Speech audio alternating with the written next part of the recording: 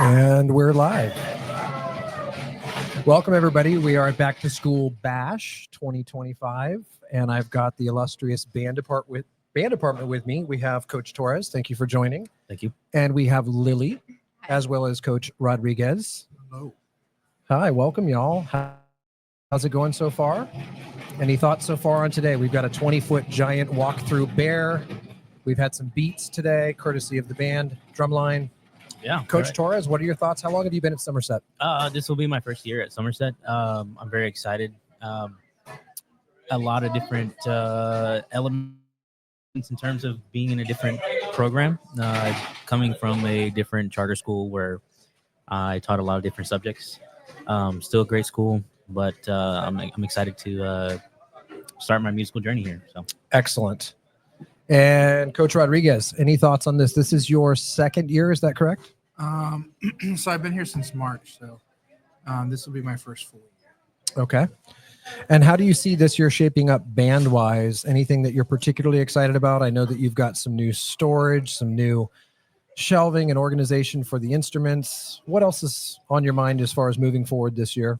Well, the kids have been working really hard all summer. There's a lot of things in my mind working. I think that I'm going to take them to their first competition in the spring, which is going to be indoor winds. It's a competition that's kind of like marching band, but instead of it being outside on a football field, we're in a gym. Oh. And so it's going to be really cool. It's a new concept that had started about 10 years ago now. It's still pretty new, but a lot more schools are getting into it. And so it'll be a good experience for them for their first competition. And I think that they're going to meet the challenge of being ready. I have a funny question about that, just on a technical level.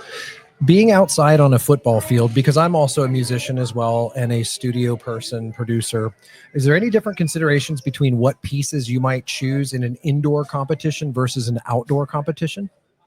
Not really. The difference is like it's more you kind of tell a story in both aspects. So you pick a songs or pieces that will tell a story for the audience to see. But when you're in an indoor setting, there's a lot more that you can do with it because it's more close up. People are closer to you than it is further away from the football field.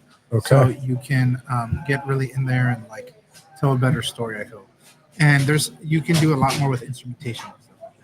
And are you still doing all the choreography as well, or is it just straight drumline?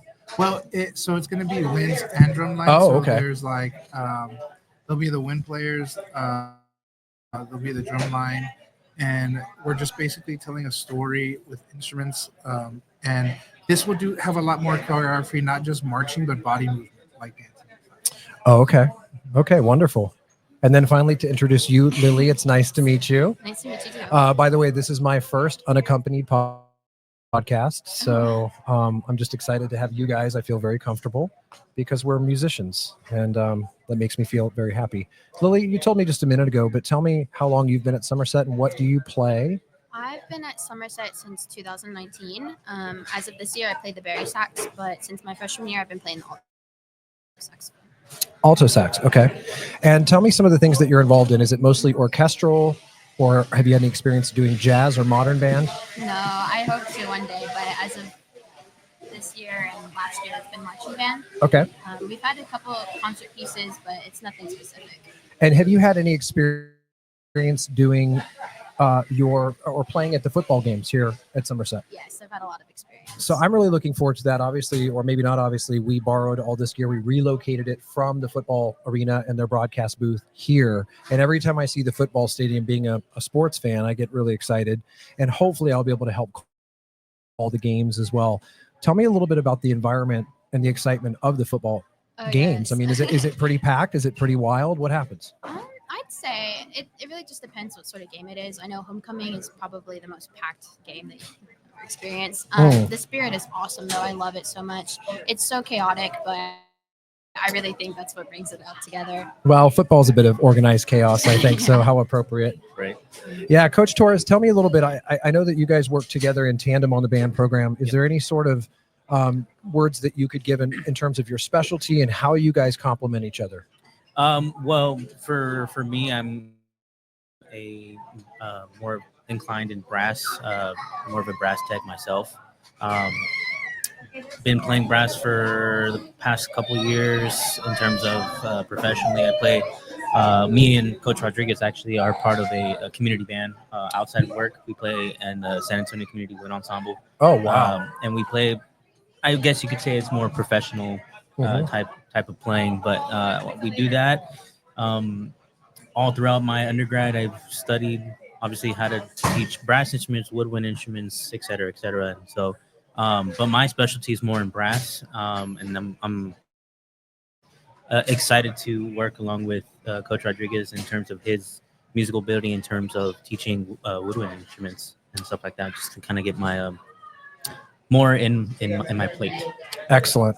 And I know Coach Rodriguez, you were talking about going to an indoor competition. Are there any recitals or anything going around campus that we could advertise and promote right now that's coming up? Nothing in the books right now, but one of the things that I do want to state is that we want to put, as soon as we can start up the modern band with class, we want to put more of them out there, like maybe playing at lunch or playing at like football games, just like pre-game music and stuff like that. We want to put as much exposure to them as possible. Ooh, a pep band. Yeah. Well, we have the marching band, which is kind of like a pep band, but this modern band will be like a rock band, like pre-concert before. And one of the reasons I want to get them exposed as much as possible is because they're also going to go. They're going to do an audition, so we have to record them, and they can for a competition for the National Popular Music Education Association. So, And when you say modern band, we had a little conversation about this on campus. It sounds like it's sort of a rock band format, but you also described that maybe there's some avant-garde type of aspects like woodwinds or strings or something. Can you describe a little bit about that? Because I think that's unique. yeah, so it is like a rock band setting. It can even be jazz band. But one of the things that we do is like you can teach the wind players, like saxophone players, flute players, violin players. You teach them to improv over the music. So you That's show cool. them how to do chords and stuff, and so they kind of make up something to go with it. And a lot of old country songs, as you know, has a lot of fiddle in it. Mhm. So one of the things we want to do is show them that fiddle is a big part, and show them how to do that, and then incorporate that into any band, because you really can. Music's all about creating, so adding new things is what we do. And I think that's marvelous in terms of orchestrally. A lot of times it's about reading and interpreting a piece of music, but sometimes I have found in my studies that improvisation takes a backseat unless it's in the jazz idiom. Some people are into jazz, some aren't so much. But to have an avenue where you can help people to improvise in a style that's more familiar and more likable for them, I think is powerful. Right. Another cool thing is that me and Coach Torres also went to the same university. So a lot I of was our going to teachings say, are have the you same. guys met before? Yes. It seems like you guys have known each other for a while. Well, we didn't go. So I'm older than him by quite a bit, but we went to the same university, and so we had the same professors. So we got a lot of the same. Yeah, I can already tell you guys have symbiosis together, and I think the students are going to notice that as well. And not only that, we also have been a part of the same fraternity on campus. That's cool. Okay, and where did y'all go again? Texas Lutheran. Texas Lutheran. Yeah. Wonderful. Lily, I have a question for you. Are you planning on continuing your music past Somerset? And do you have any ideas or inspiration about what that looks like for you? Honestly, I'm still thinking about it. You can get a little closer to the mic if you'd Sorry like. about There that. you go. I've been telling myself that I've been wanting to go to a college or university that'll help me in whatever way financially. Mhm. And Coach Rod actually suggested that I could try Texas Lutheran because they'll pay me to be in their band. So I'm considering it. Yeah. Well, that's a no-brainer. So is it like a scholarship and payment or no? So How does that work? I'm curious because I think the unique thing about Texas Lutheran is that, if regardless if you are a music major or not, you still get a scholarship being in any sort of ensemble. You can be in wind ensemble, symphonic band, jazz band. You can make your own, I think, brass quintet. I think they will give you a scholarship for that. You can also be in choir or orchestra. That's incredible. And Is that here in San Antonio? No, it's in Seguin, Texas. But Seguin. Okay, that's up near me. the other cool part about it is, so they give you a scholarship, and you just have to be in one of the major ensembles, which is choir, orchestra, band, or jazz band, and even the brass band, because that's become a brass ensemble that's become really big there.